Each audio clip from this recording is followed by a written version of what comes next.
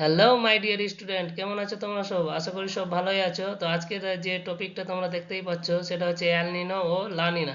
এটা কিন্তু খুব গুরুত্বপূর্ণ মানে টপিক আছে। এখান থেকে মাধ্যমিক পরীক্ষায় 2 থেকে 5 নম্বরের প্রশ্ন কিন্তু বারবার আসে। ঠিক আছে, তো এই জিনিসটাকে তোমরা একবার বুঝে নিলে আর তোমাদের অসুবিধা হবে না। তাহলে চলো আমরা শুরু করি। তো আমরা যেটা দেখব সেটা হচ্ছে এল নিনো। ঠিক আছে, তো এল নিনো শব্দের অর্থ ও উৎপত্তিটা আমরা দেখব যে এগুলো কোত্থেকে এসেছে। ঠিক আছে, এল নিনো যেটা হচ্ছে, এল নিনো হচ্ছে একটা স্প্যানিশ শব্দ। ঠিক আছে, যার অর্থ কি আছে? যীশু খ্রিস্ট বা ছোট্ট বালিকা। এটি প্রশান্ত মহাসাগরের পূর্ব উপকূলের উষ্ণ স্রোতকে আমরা নির্দেশ করি। ঠিক আছে, এখন এটাই মনে রাখো যে এল নিনো কি আছে? এল নিনোকে আমরা বলি ছোট্ট বালক। ঠিক আছে, এবং লা নিনাকে কি বলি আমরা? ছোট্ট বালিকা। ঠিক আছে, এটি এল নিনোর ঠিক বিপরীত অবস্থায়। এল নিনো যে এরকম ভাবে ঘটে, তার কিন্তু উল্টো অবস্থাটাই কি হচ্ছে? লা নিনা। ঠিক আছে, সমুদ্রের জলের শীতকালকে এটা বোঝায়। ঠিক আছে, এবার আমাদের জন্য কোনটা উপযোগী ভারতের জন্য, এল নিনো না লা নিনা, সেটা তোমরা কিন্তু লেকচারের মাধ্যমেই জানতে পাবা। ঠিক আছে, তো চলো এবার আমরা এই কনসেপ্টটা বোঝার আগে আমরা কি করব, এল নিনোটা বোঝার আগে আমরা কিন্তু নর্মাল কন্ডিশনটা দেখব। ঠিক আছে, স্বাভাবিক অবস্থাটা দেখব। স্বাভাবিক অবস্থা যখনই তোমরা বুঝে নিবা, তো এল নিনোটাকে মানে ভালো করেই বুঝতে পারবা। ঠিক আছে, তো আমরা এল নিনো এই নর্মাল কন্ডিশনটা বুঝে নিচ্ছি যে ট্রেড উইন্ডস তোমরা বুঝো। এটা ধরে নাও আমাদের পৃথিবী হয়ে গেল, এটা হয়ে গেল 0 ডিগ্রি, এটা হয়ে গেল 30 ডিগ্রি উত্তর, এবং এটা হয়ে গেল 30 ডিগ্রি দক্ষিণ। ঠিক আছে, তো এই ক্ষেত্রে কি হয় যে বাতাসগুলো কিভাবে চলে, high pressure to low pressure. তো এখানে 30 ডিগ্রিতে কি ক্রিয়েট হয়? High pressure. আর এখানে কি রয়েছে? Low pressure. এবং 30 ডিগ্রি দক্ষিণেও কি রয়েছে? High pressure. তো বাতাসটা কোন দিক থেকে কোন দিকে আসবে? High pressure to low pressure. তো বাতাসটা কিন্তু এরকম ভাবে বসছে। ঠিক আছে, 0 ডিগ্রিতে। এবং এদিককারও যে বাতাসগুলো আছে এগুলো 0 ডিগ্রিতে গিয়ে বসছে। তো এই যে বেল্টটা আছে, মানে এই যে মানে বায়ু রাশিগুলো আছে, একেই আমরা কি বলি? Trade wind. ঠিক আছে, তো আশা করি তোমরা বুঝতে পেরেছো। এবার দেখো, ট্রেড উইন্ড বোঝার পরে আমরা কি বলছি যে ট্রেড উইন্ডস পূর্ব দক্ষিণ আমেরিকা থেকে পশ্চিম অস্ট্রেলিয়া ইন্দোনেশিয়ার দিকে কিন্তু প্রবাহিত হয়। ঠিক আছে, পূর্ব দিক থেকে মানে দক্ষিণ আমেরিকা, এটা হয়ে গেলো সাউথ আমেরিকা। এদিক থেকে কি হয়? এদিক থেকে এদিকে কিন্তু ট্রেড উইন্ডটা প্রবাহিত হচ্ছে। ঠিক আছে, অস্ট্রেলিয়ার দিকে। ঠিক আছে, তো এই ক্ষেত্রে কি হয়? এই বায়ু সমুদ্রের উষ্ণ জলকে পশ্চিম দিকে ঠেলে দেয়। ঠিক আছে, এই যে বায়ুগুলো আছে, এখানকার যে উষ্ণ জলগুলো আছে, এগুলোকে কিন্তু এদিকে কি করে দেয়? ঠেলে দেয়। ঠিক আছে, ফলে পশ্চিম প্রশান্ত মহাসাগরের উষ্ণ জল জমা হয় এবং সেখানে মেঘ ও ভারী বৃষ্টি হয়। ঠিক আছে, এখানে যে উষ্ণ জলগুলো জমা হয় সেগুলো ভাপ হয়ে কি হবে? উপরে উঠবে। উপরে ওঠার পর উপরে কি হবে? বাদল তৈরি করবে এবং সেখানে বৃষ্টিপাত হবে। ঠিক আছে, তো এটা হয়ে গেল কিন্তু মানে তোমার নর্মাল ইয়ার। ঠিক আছে, বা এটা হয়ে গেল তোমাদের নর্মাল কন্ডিশন, স্বাভাবিক অবস্থাটা। ঠিক আছে, এবং কি হয় যে এখানকার যে মানে ঠান্ডা জল আছে, সেটা কিন্তু যে গভীর থেকে উপরে আপউইলিং, ঠিক আছে, আপউইলিং এর মাধ্যমে উপরে ওঠে। মানে ঠান্ডা জলগুলো নিচে থেকে উপরে উঠছে, এবং গরম জলগুলো কি হচ্ছে?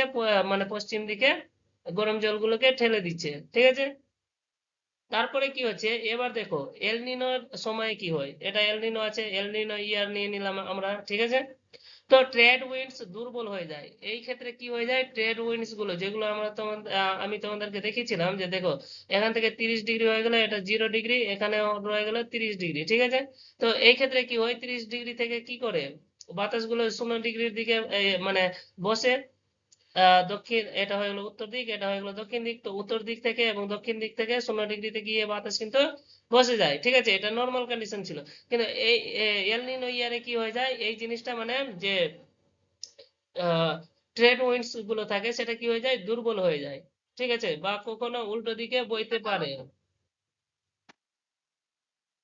এবার উষ্ণ জল কি হয়? উষ্ণ জল আর পশ্চিমে আটকে থাকে না। এই যে পশ্চিমে উষ্ণ জলগুলো আসছিল, ঠিক আছে, নর্মাল ইয়ারে, তো এই জলগুলো কিন্তু আটকে থাকে না। এবার কি হচ্ছে? মধ্য ও পূর্ব প্রশান্ত মহাসাগরের দিকে কিন্তু ফিরে যায়। মধ্য এবং পূর্ব প্রশান্ত মহাসাগরের দিকে দেখো, এবার কিন্তু এদিকে চলে আসে। এটা হয়ে গেল পেরু। ঠিক আছে, এখানে পেরু জলরাশিটা পাওয়া যায়। ঠিক আছে, তো এই পেরু যে জলরাশি আছে সেখানে কি করে এখানে এসে মানে যে জলগুলো আছে এখানে কিন্তু গরম হচ্ছে। নর্মাল কন্ডিশনে দেখো এদিক থেকে কিন্তু অস্ট্রেলিয়ার সাইডে গিয়ে কিন্তু জলগুলো গরম হচ্ছিল, ঠিক আছে, এবার হয়ে গেছে উল্টো। ঠিক আছে, কি জন্য হয়েছে?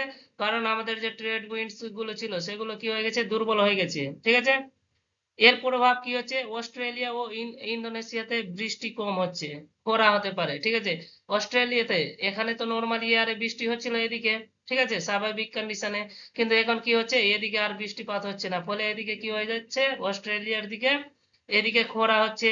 ঠিক আছে, তো এখানকার যে ফসলের ক্ষতি হবে। ঠিক আছে, এবার কি হচ্ছে, দক্ষিণ আমেরিকার পশ্চিম উপকূলে বৃষ্টি বেড়ে যায় এদিকে, এবার কি হবে, এদিকে বৃষ্টি বেড়ে গেল, মানে এদিককার বৃষ্টি ট্রান্সফার হয়ে এদিকে চলে আসলো। ঠিক আছে, তো বৃষ্টি এদিককার কি হয়ে গেল, বেশি হয়ে গেল, এদিকে কি হচ্ছে, বন্যা হচ্ছে, আর এদিকে কি হচ্ছে, খরা হচ্ছে। বুঝতে পারলে? এবার এবার কি হচ্ছে, ভারতের জন্য যে এল নিনো আছে, ভারতের জন্য কিন্তু এল নিনোটা ভালো নয়। কারণ আমাদের দিকেও কি হবে, অসুবিধা হবে, কারণ আমাদের দিকেও বৃষ্টিপাত হবে না। তো যে বছরে এল নিনো থাকে সে বছরে আমাদের দিকে কিন্তু বৃষ্টিপাত খুবই কম হয়। বুঝতে পারলে? যে মনসুনের যে এই সময়টা বৃষ্টিপাত হচ্ছে, মৌসুমী বৃষ্টি, এটা কিন্তু অনেক দুর্বল পড়ে যায়। ঠিক আছে, এবং আমাদের এদিকে খরার সম্ভাবনাটা বেড়ে যায়।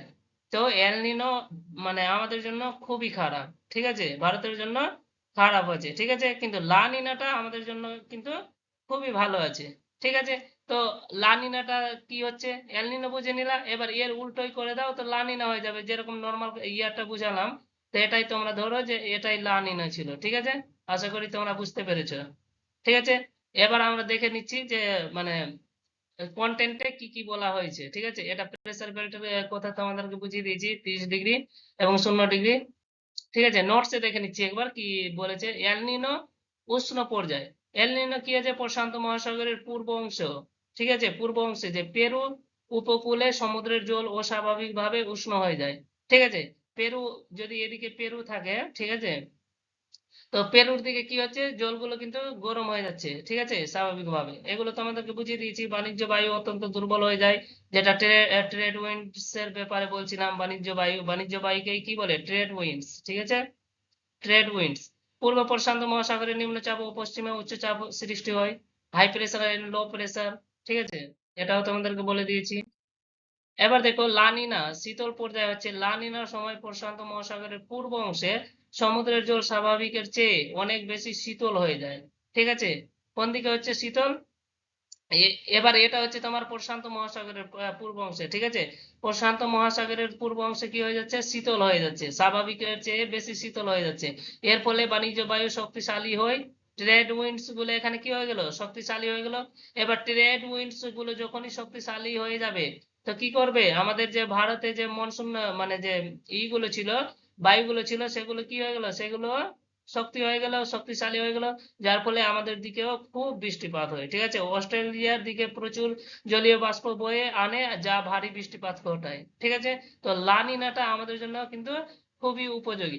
এবার দেখো, তোমাদের যদি পরীক্ষাতে এল নিনা এবং লা নিনা নিয়ে কনফিউজ থাকো, তাহলে দেখো লা নিনা মানে বৃষ্টিটাকে নিয়ে আসছে। ঠিক আছে, আর এল নিনাটা কি হচ্ছে, যে বৃষ্টিটাকে নিয়ে আসছে না। তো লা নিনা, ঠিক আছে, লা নিনা থেকে মনে রাখবা যে বৃষ্টিটাকে নিয়ে আসছে। ঠিক আছে, তো আমাদের জন্য খুব ভালো। এবার বিশ্বব্যাপী আবহাওয়ার অপর প্রভাব কি পড়ছে, পেরু উপকূলে কি হচ্ছে, ভারী বৃষ্টি ও বন্যা দেখা দেয়। অস্ট্রেলিয়াতে কি হয়ে যাবে, তীব্র খরা ও দাবানলের সৃষ্টি হয়। ঠিক আছে, ভারত ও এশিয়াতে লা নিনার সময় ভালো বৃষ্টিপাত হয়। তো আমাদের জন্য লা নিনাটা খুব মানে ভালো। ঠিক আছে, এবার এখানে তুলনাটা দেখতে পারো। ঠিক আছে, বৈশিষ্ট্য হয়ে গেল সমুদ্রের উষ্ণতা, এখানে কি থাকে, অস্বাভাবিক বৃদ্ধি, মানে উষ্ণ বেশি বেড়ে যায়। ঠিক আছে, যার ফলে কি হচ্ছে, আর এখানে কি হবে, অস্বাভাবিক হারে শীতল হয়। ঠিক আছে, এখানে বৃদ্ধি পায় যার ফলে দুর্বল হয়ে যায় কি, ট্রেড উইন্ডস গুলো। তারপরে কি হয়, অনাবৃষ্টিও করা হয় এবং ভারী বৃষ্টিও, বন্যা হয়। কোথায়, পেরু উপকূলে, ভারতে হচ্ছে না। ঠিক আছে, পেরু উপকূলে। ঠিক আছে, আমাদের দিকে ভারতে তো অনাবৃষ্টিও করা হবে। এবার লানিনার ক্ষেত্রে কি হয়, এখানে সমুদ্রের উষ্ণতা কি হবে, শীতল হবে। শীতল হলে কি হবে, অত্যন্ত শক্তিশালী হবে কে, ট্রেড উইন্ডসটা অত্যন্ত শক্তিশালী হয়ে যায়। এবং ভারতের উপর কি রকম প্রভাব পড়ে, প্রচুর বৃষ্টি ও ভালো বর্ষা হয় এবং পেরু উপকূলে শুষ্ক ও শীতল আবহাওয়া হয়। ঠিক আছে, আশা করি তোমরা বুঝতে পেরেছো।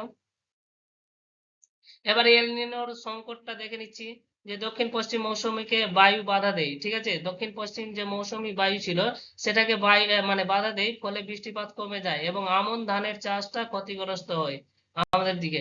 লানিনার আশীর্বাদ মৌসুমী বায়ুকে আরো শক্তিশালী করে, যার ফলে ভালো বৃষ্টিপাত হয় এবং কৃষি উৎপাদনে বাড়ে। এবার পশ্চিমবঙ্গের উপর প্রভাবটা দেখে নিচ্ছি, ভারতের উপর তো দেখে নিলাম, এবার পশ্চিমবঙ্গের উপর খরা ও কৃষি সংকট। এল নিনোর প্রভাবে বাঁকুড়া, পুরুলিয়া ও বীরভূমে আমন ধানের চাষ ব্যাহত হয়, মাঠ ফেটে চৌচর হয়ে যায়, যেরকম দেখো মাঠগুলো ফেটে যেরকম, অবশ্যই তোমরা দেখেছো এরকমের কন্ডিশনটাকে।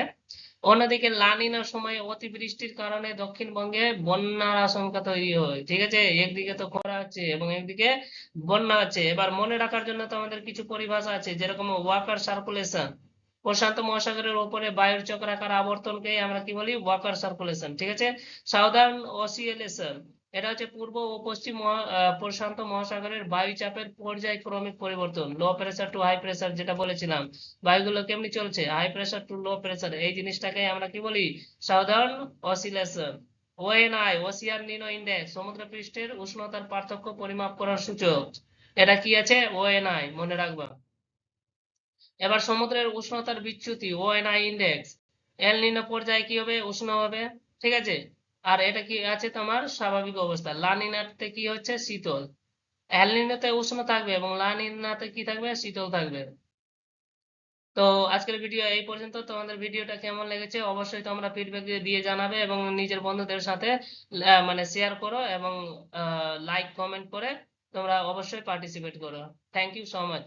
জয় হিন্দ।